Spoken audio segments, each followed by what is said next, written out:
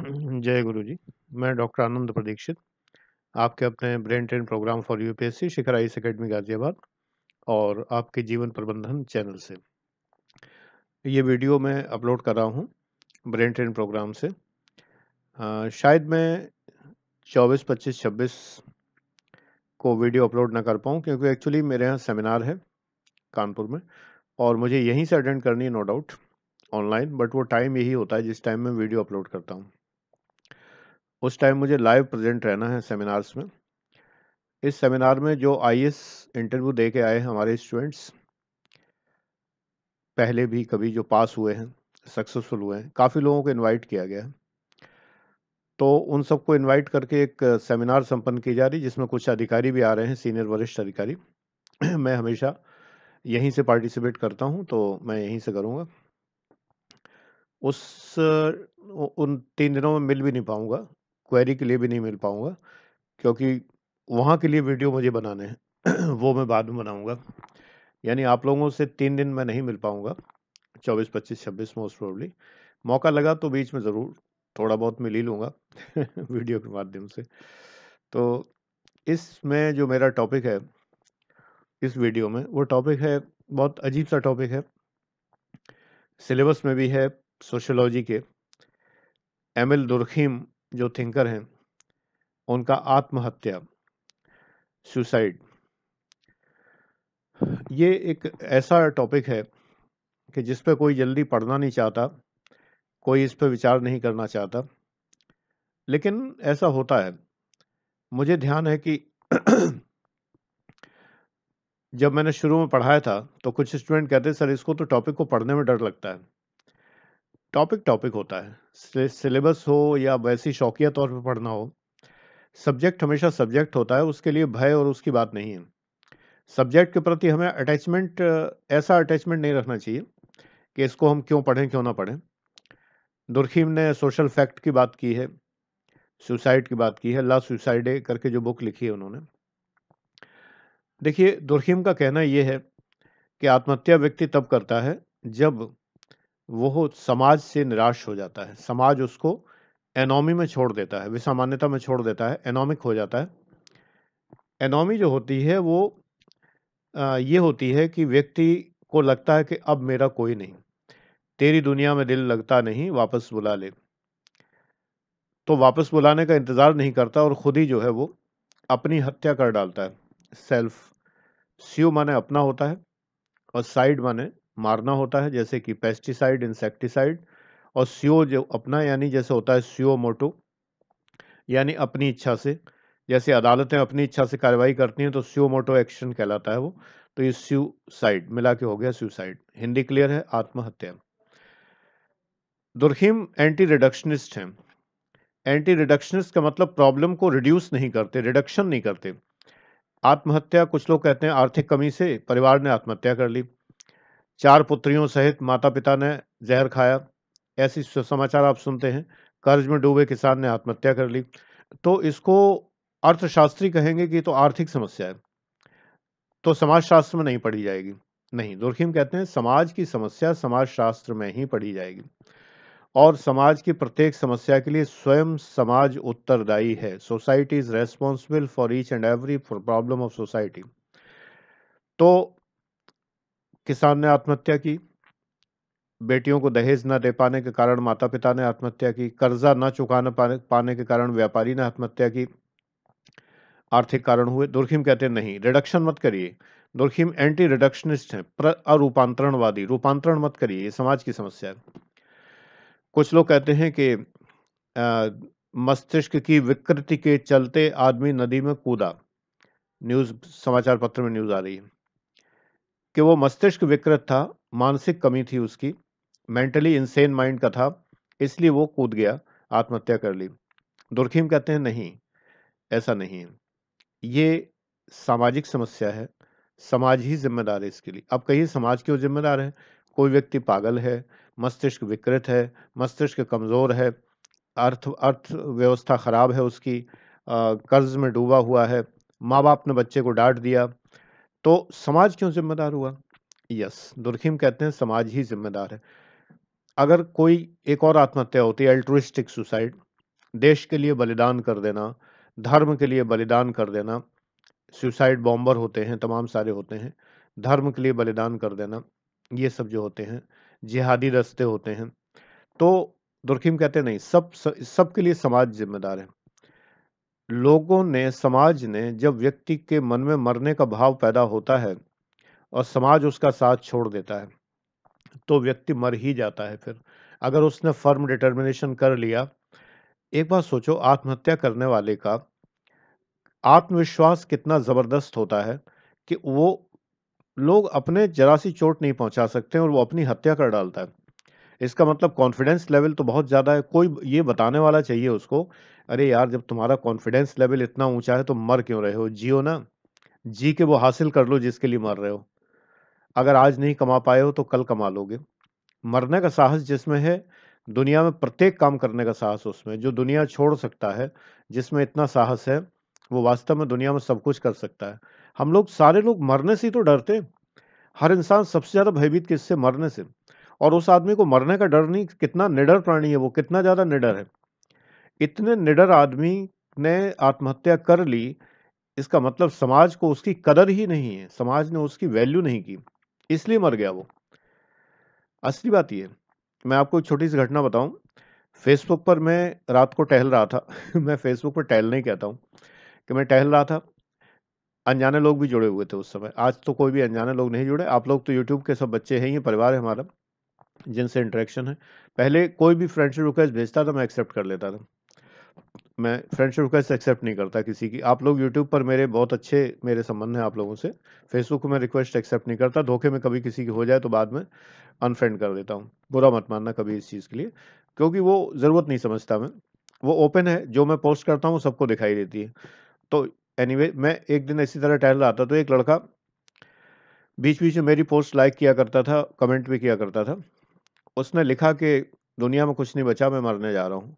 सभी दोस्तों को मैं सूचित कर रहा हूँ कि मैं मरने जा रहा हूँ। और ये सब करके बड़ा ही निराश, दुखी दिखाई दे रहा था। मैंने खटाखट वेबसाइट तलाशी, एंटी सुसाइड सुसाइड करने वालों का मानसिकता बदलने वाली वेबसाइट, उनके फ़ोन नंबर वगैरह सब तलाश के मैंने उसको भेजे। उसका कोई फ़ोन नंबर नहीं था, नहीं तो मैं उसे कॉल करता। मैंने उससे माँगा कि फ़ोन नंबर दो, नहीं दिया। रात के 1-2 बजे होंगे। मैंने कहा जवाब दो, जवाब दो, जवाब नहीं दिया उसने। मुझे लगा कहीं कुछ कर बैठा हो। तो जो एक सुसाइड के लिए जो हेल्पलाइन थी एक, उस पे मैंने कॉल कर दिया। मैंने कॉल करके फ़ेसबुक का वो डिटेल दिया उसे। उन लोगों ने उसको अप्रोच किया, कॉन्टैक्ट किया। अल्टीमेटली उसका जवाब आया कि सर आप परेशान ना हो, और मेरे मन से वो विचार धीरे-धीरे निकल गया। जब आपने मुझे इतने सारे लिंक भेजे, मैंने पढ़ा, तो मेरे मन से विचार निकल गया। मुझे किसी लड़की ने बहुत ज़्यादा धोखा दिया, मैंने अभी-अभी उसको धोखा पकड़ा है और अब मुझसे जिया नहीं जा रहा। तब रात में हमने उसे समझाया, 1-2 घंटे हमारी उससे बात होती रही। आज भी वो है हमारी फ्रेंड लिस्ट में, सारे चले गए हैं, वही है, किसी को नहीं रखा, वो है अभी भी। तो ये एनोमी होती है। मुझे ध्यान है कि इसी तरह रात को मेरे क्लास की बहुत होनहार और बहुत एक प्रिय स्टूडेंट, वो उसकी डेथ हो गई थी और सारे लोग दुखी थे। तो मैंने रात को ये न्यूज़ शेयर की फ़ेसबुक पर कि और जितने लोग हैं उन्हें पता चले। ऐसे में एक और लड़का इसी तरह से था जो कॉन्टैक्ट में रहा करता जिसे मैं जानता नहीं था बिल्कुल। उसने उस वक़्त सारे लोग सो रहे थे। उसने उस वक़्त जो है मुझसे बात करनी शुरू की। तो मुझे बड़ा सहारा मिला। मैं बहुत दुखी था, बहुत ज़्यादा दुखी था। उसकी मेमोरी में फ़ेसबुक के पेजेज़ भी हैं मेरे, क्योंकि बहुत ब्रिलियंट लड़की थी और बहुत अच्छी स्टूडेंट थी हमारे यहाँ की। तो सारे लोगों ने इस चीज़ को, इस दुःख को साथ में सहन किया। सारे लोग दुखी थे और सबने मिलके सहन किया। फैक्ट ये, जब हमारे साथ समाज होता है, तो हमारे मन में ऐसे थॉट नहीं आ सकते। वरना संसार के लिए देखिए बहुत सबके विचार अलग-अलग हैं। ये महलों, ये तख्तों, ये ताजों की दुनिया, ये दुनिया अगर मिल भी जाए तो क्या है? गुरु दत्त का एक बहुत पुराना सॉन्ग है। तो फैक्ट ये है कि लोग दुनिया में हैं, दुनिया में हूँ लेकिन दुनिया का तलबगार नहीं हूँ। दुनिया में होने पर भी दुनिया का तलबगार नहीं हूँ। फैक्ट ये है ना कि हम संसार में रहते हैं, जब हमारे अपने होते हैं तो अपने किस बात के अपने? आपको कभी-कभी मेरे थॉट्स अजीब लगते होंगे, लेकिन जो लोग मुझे समझ चुके हैं वो खूब जानते हैं कि मेरे थॉट्स में फ़र्क कोई भी नहीं। मैं कहता हूँ एक तरफ दोस्त मत बनाओ, दूसरी तरफ मेरे कितने अपने हैं। मैं कहता हूँ केवल परिवार तक सीमित रहो, मेरा परिवार इतना बड़ा। यही तो बात है। आप अगर नहीं समझ पाए तो मैं आज आपको फिर से समझा दे रहा हूँ। मैं कहता हूं कि दोस्त नहीं, परिवार। दोस्त तक परिवार की सीमा में जो आ सकता है उसको लाइए, वो आपका साथ देगा। जो साथ नहीं दे सकता वो आपके परिवार में आने लायक नहीं है, जो साथ नहीं दे सकता। साथ देना हम मन से, वचन से, बस वचन से और मन से मानते हैं, फिजिकली नहीं मानते। फिजिकली कोई प्रेजेंट मेरे पास हो जरूरी नहीं। मेरे सामने जिस रूप में आप मौजूद हैं, मैं आपके सामने जिस रूप में मौजूद हूं, एक दूसरे को हम समझते हैं, यही परिवार है सबसे बड़ा। आज के समय में अपना परिवार भी ऐसे ही हो रहा है, मतलब अपना खुद का जो जेनेटिक परिवार है वो भी तो ऐसे ही हो रहा है। बच्चे बाहर सेटल हैं, किसी के कहीं कुछ है, ठीक है, हमारे बच्चे हमारे साथ रहते हैं, बेटे बहुएं नाती पोती सब सब रहते हैं, तो वो भी तो यहाँ हैं। और हम लोग एक घर में रहते हुए, एक ही घर में रहते हुए, जॉइंट फैमिली, हम लोग फेसबुक और व्हाट्सएप से भी जुड़े हुए हैं, हम लोग एक दूसरे को अपने वीडियो भी भेजते हैं। रीज़न ये है ना कि आज ये सोशल मीडिया है, इस सोशल मीडिया को हम सार्थक रूप से प्रयोग करते हैं। अगर हम सार्थक रूप से प्रयोग करते हैं तो ये परिवार है। मैं दोस्त बनाने को मना करता हूँ निठल्ले, लफंगे, निहायत आवारा किस्म के, लेकिन दोस्तों को परिवार, जो दोस्त परिवार बन जाते हैं, परिवार बनने लायक हैं तो परिवार में शामिल हो गए, तो परिवार की गरिमा अगर उनके अंदर है तो रखिए, नहीं है तो दुत्कारने में देर मत करिए, भगा दीजिए सीधे, एकदम डायरेक्टली। मैं सीधे ब्लंटली कह देता हूँ, भाग जाओ। बहुत साफ बात ये, मैं फेसबुक पे भी लिख देता हूँ कभी कभी, जो लोग नहीं ठीक से रह सकते हैं भाग जाएं कृपया। तो बात यह है ना कि परिवार मेरे हाथ में है, मैं परिवार का मुखिया हूँ। उस परिवार में जिसको मैं रखना चाहूंगा उसको मैं रखूंगा। लेकिन अगर आपने रिश्तेदारों को, बहुत सारे लोगों को सम्मिलित किया तो सिवाय दुखी होने को और कुछ नहीं होगा। वक्त पे लोग काम नहीं आते। सुसाइड एक ऐसी घटना है, एक ऐसी प्रघटना है कि जिसमें क्या होता है कि व्यक्ति को समाज छोड़ देता है। आपके पास पैसे की कमी हुई, आपका मतलब, जैसे लोग, जो व्यक्ति दुखी होते हैं उनके पास अगर पैसे की कमी हुई तो रिश्तेदार किनारा कर लेते हैं। जब आपके पास पैसा होगा तो सब आएंगे, पार्टी मांगेंगे, सब कुछ करेंगे, लेकिन कोई ये नहीं कहेगा कि आज आपके पास पैसे की कमी है तो पार्टी चलो हम देते हैं आपको। नो, कोई नहीं कहने वाला। जो इस वक्त में आपका साथ दे वो आपका अपना। मैं जानता हूं मेरे इन लॉज ने मुझे उस वक्त साथ दिया जब मुझे आवश्यकता थी, तो वो मेरे अपने हैं, मेरा परिवार है। ये नहीं कि ये स्वार्थ है, ये स्वार्थ नहीं है, ये परीक्षण है, ये टेस्ट है। कारण ये ना कि ये जो हमारा अपना क्या, जो हमारा साथ न दे, लेकिन हमारा भी ये फर्ज है कि अगर हम आवश्यकता पड़ने पर किसी से सहायता लेते हैं तो उस सहायता को वापस करें। उसको चाहे दूसरों को दे के वापस करें, एक से लिया दूसरे को दिया, मतलब किसी ने मेरे साथ नेकी की तो मैं भी दूसरे के साथ नेकी करूं। मैंने आपको एक सरदार जी घटना बताई थी कि जो स्कूटर पे आ रहे थे दो लोग और मेरी गाड़ी खराब हो गई थी, उन्होंने अंगूर एक थैली में रखे खा रहे थे वो लोग, अंगूर दिए हम लोगों को, और एक कोल्ड ड्रिंक की बोतल या पानी की बोतल थी कुछ, वो दी हम लोगों को, और कहा कि आप लोगों को मैं अभी मिस्त्री भेजता हूँ। उन्होंने मिस्त्री भेजा। मैं उनको बदला नहीं दे सकता, लेकिन मुझे लगता है कि मैंने अगर रास्ते में कभी ऐसा सीन देखा है किसी की मदद करते बना है तो मैंने की है।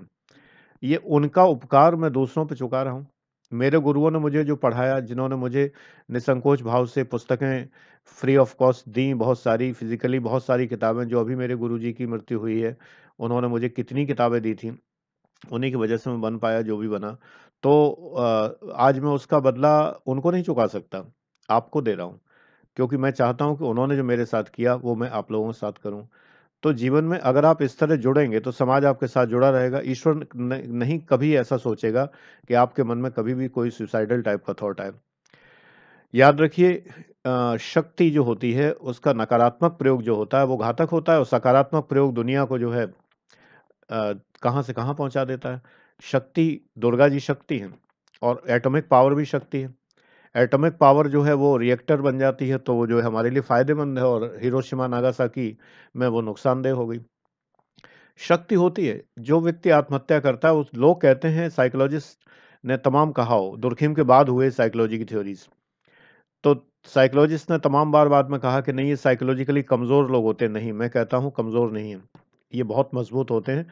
अपनी जान लेने का इरादा जो पूरी कर सकता है वो साइकोलॉजिकली कमजोर कैसे हो सकता है। मैं हमेशा कहता हूं कि भगवान ना करे कभी आपके मन में अगर सुसाइड, मेरा एक और वीडियो है उसको देख लीजिएगा, कि कभी भी अगर ऐसा मन में आता है कि दुनिया में कुछ नहीं बचा, ज्यादातर तभी होता है धोखा दे दिया, एग्जाम में फेल हो गए, फलाना हो गया, ढिमाका हो गया, नथिंग। जो व्यक्ति अपनी जान ले सकता है उससे ज्यादा सेल्फ कॉन्फिडेंट तो कोई होता ही नहीं दुनिया में। अपने को मारना बड़ा कठिन काम है। अपनी उंगली पे हथौड़ा बजा के देखो जरा, सामने हाथ रखो, ऊपर से हथौड़ा दो, दे धनाक से एक अच्छे से देखें दे पाते हो कि नहीं। उंगली पहले हटा लोगे। सोचो वो आदमी कितना जीवट और कलेजे वाला है जो पंखे से लटक गया, जो रेल के सामने कूद गया। बहुत कलेजे वाला है, बड़ा जबरदस्त कॉन्फिडेंस है उसके अंदर। तो मेरा कहना है उस कॉन्फिडेंस को किसी ने मोल्ड नहीं कर पाया। दुर्खिम यही कहते हैं कि मोल्ड नहीं कर पाया, किसी ने घुमा नहीं पाया कि भाई तेरे अंदर तो बहुत कॉन्फिडेंस है, तू मरने क्यों जा रहा है, तू तो दुनिया पलट सकता है, पता नहीं क्या क्या क्या कर डालेगा। ऐसे ऐसे महान लोग हुए जो पहले आत्महत्या करने के विचार जिनके मस्तिष्क में आए और बाद में वो महानता की सीढ़ियां चढ़ते चले गए। तो इसलिए ये मत सोचिए कभी भी ऐसा थॉट, किसी भी व्यक्ति को जीवन में आपका जीवन लेने का अधिकार नहीं है, आपको ऐसा दुष्प्रेरित करने का अधिकार नहीं है कि आप अपना जीवन स्वयं ले लें। इसलिए शेयर करिए, हमेशा शेयर करिए, दूसरों से शेयर करिए। सबसे बड़ी बात यह है, आप लोग जब शेयर नहीं करते हैं किससे, अपने पेरेंट्स से, भाई बहनों से, तो आप दुनिया की सबसे बड़ी गलती करते हैं। हर बात शेयर करिए। गारंटेड है कि अगर अब जब पिता ही दुश्मन हो जाए तो क्या हो। एक पिता ने ही अपनी लड़की और उसकी अपनी दो बेटियां और अपनी पत्नी दोनों की जान ले ली, बाद में आत्महत्या घोषित कर दिया, वो तो एक गलत बात है, तो झूठे हैं, मक्कार लोग हैं। लेकिन वो लोग जो जो लोग ऐसे हैं कि जो टूट रहे हैं, मानसिक रूप से अंदर से टूट रहे हैं, अगर पिता की वजह से ही टूट रहे हैं तो माँ से शेयर करें। अगर माँ से शेयर करने से कोई बात नहीं बन रही है, भाई बहनों से शेयर करें, वरना किसी ऐसे से शेयर करें कि जो उसका फायदा ना उठाए। एक लड़की ने बताया था एक बार, मैं पहले शेयर कर चुका हूं आप लोगों से, उसने कहा था उसके पिता ही उसका यौन शोषण करना चाहते थे। उस लड़की ने माँ से शेयर किया तो पिता ने माँ को मार पीट के बंद कर दिया कमरे में। वो जैसे तैसे भाग निकली। उसने अपने किसी परिचित से जो पुलिस में थे उनसे शेयर किया, उसके पिता भी पुलिस में थे, उनसे शेयर किया तो वो उसको अपने घर ले गए, फिर वो उसको सेक्सुअली एक्सप्लॉइट करने का प्रयास करने लगे। तो उसने बड़ी डरते हुए बात कही कि मेरे साथ ऐसी घटना हो रही। तो मैंने उसको रास्ता सुझाया, मैंने, तुम अपने परिवार के लोगों को स्कैन करके देखो, पहले अपने दिमाग में स्कैनिंग करो किससे तुम कह सकती हो। हमने कहा तुम किसी बड़े बुजुर्ग से बात करके देखो, जो तुम्हारे नाना बाबा टाइप के हों, उनसे बात करके देखो और उनसे ही बात कहो कि ऐसा ऐसा हो रहा है, नहीं तो तुम फिर जो है इसके लिए बाकायदा तुम किसी बड़े पुलिस अधिकारी से मिलो जाके। खैर वो बाहर पढ़ने लगी और यौन शोषण से बच गई। फिलहाल उसका क्या हुआ मुझे नहीं पता, लेकिन फिलहाल उस वक्त वो कहीं बाहर पढ़ने लगी थी दूसरे शहर में। कैसे उसने अरेंज किया कैसे नहीं किया, लड़कियों के साथ ये दिक्कतें बहुत जुड़ी होती हैं, बहुत ज़्यादा समस्याएं जुड़ी होती हैं। वो लड़की भी ये कहती थी कि सुसाइड करने का मन करता है, जब बाप ही ऐसे प्रस्ताव करता है तो सुसाइड करने का मन करता है। मैंने कहा सुसाइड मत करो, इसके बजाय तुम ये करो कि तुम उसको दुनिया के सामने लाओ। अगर अब की बार ऐसा करे तो मोहल्ले में उसको चिल्ला के सूचित करो कि ये ऐसा कर रहा है। देखो एक बात मैं बहुत साफ कहता हूं, जब कोई रिश्ते आपको छलें तो उन रिश्तों के लिए प्रमाण रखिए अपने पास, ऑडियो वीडियो प्रमाण रखिए, नहीं तो कोई आपकी बात सुनेगा नहीं। प्रमाण रखेंगे तो आप शेर रहेंगे। आप ब्लैकमेल ना करें किसी को, लेकिन प्रमाण रखें। बिल्कुल, मुझे तो जहां संदेह होता है मेरे तो प्रमाण मौजूद रहते हैं। मुझे जरा सा भी, मैं हमेशा ऑलवेज रिकॉर्डिंग्स आर ओपन और एवरीवेयर रिकॉर्डिंग्स आर ओपन रहना चाहिए हमेशा। कहीं भी एक चूके तो दूसरा, दूसरा चूके तो तीसरा, जाने कितने कैमरे लगे हैं किसी को पता नहीं कितने लगे हैं। और कहाँ कहाँ रिकॉर्डिंग सुरक्षित होती है ये भी कोई जान नहीं सकता। रिकॉर्डिंग केवल उसी में सुरक्षित नहीं रहती, पता नहीं कहाँ कहाँ सुरक्षित रहती। Whenever we are sitting at a public place, जब मैं सरकारी नौकरी में था उस समय वो वेब कैम वाले पेन आ गए थे, अभी रिसेंटली लास्ट में नौकरी छोड़ते छोड़ते, तो जेब में पेन लगाए रहता था, रिकॉर्डिंग चल रही है लगातार, 8 GB 10 GB का लगा हुआ अंदर, 8 GB का लगाए हुए। रीजन ये ना कि you should be always cautious, आपको सतर्क तो रहना ही चाहिए। अगर आप सतर्क नहीं रहेंगे तो कैसे काम चलेगा। तो रिश्ते जब छले, सुसाइड करने की क्या जरूरत है, आप इतने पावरफुल हैं। दुर्खीम की थ्योरी, पहली बात, समाज समाज के लिए जिम्मेदार, समाज समाज की समस्याएं दूर करेगा। एंटी रिडक्शनिस्ट, हम समस्याओं का रिडक्शन ना करें, उन्हें अर्थव्यवस्था या उससे ना जोड़ें। कोई व्यक्ति मानसिक रूप से कमजोर है, कुछ बच्चे जो मानसिक रूप से कमजोर पैदा होते हैं, उनके माँ बाप उन्हें जब सपोर्ट करते हैं तो बच्चे आगे चल के अच्छे निकल जाते हैं, ठीक निकल जाते हैं। अगर माँ बाप ही दुत्कारते रहेंगे तो बच्चे कैसे ठीक निकलेंगे। तो मेन बात है, समाज जब साथ देता है, अब आपको लगेगा कि अभी हम कह रहे हैं कि समाज से ज़्यादा मतलब मत रखो और समाज की बात कर रहे हैं, यहाँ पर मैं बात कर रहा हूँ समाज का मतलब प्राथमिक समाज यानी परिवार आपका। सबसे पहले आपका परिवार साथ देता है। अगर परिवार साथ न दे तो आपको थोड़ा सेकेंडरी समाज ढूंढना पड़ता है। आपके अपने अध्यापक वगैरह टीचर्स जो भी हैं, आजकल टीचर्स में विश्वास करना बड़ा कठिन है। कौन टीचर एक्सप्लॉइटर निकल आए जो आपको शोषण करने लगे।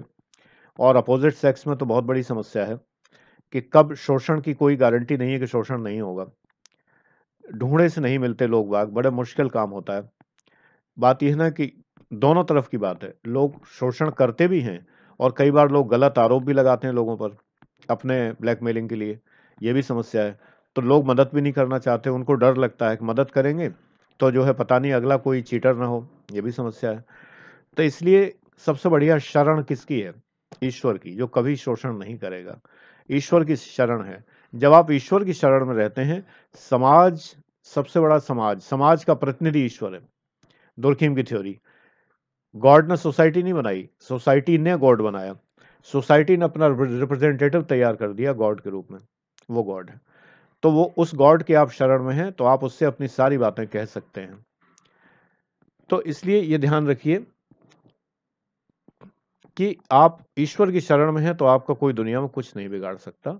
God bless you. Thank you very much.